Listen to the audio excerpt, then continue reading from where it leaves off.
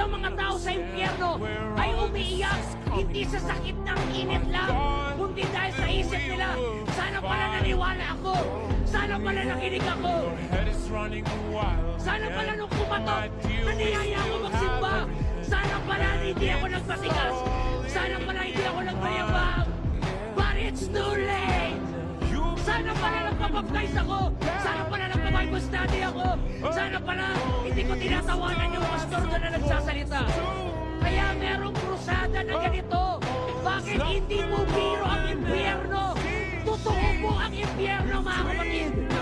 Sa impyerno, walang wifi doon, walang Mobile Legends doon, walang Call of Duty doon,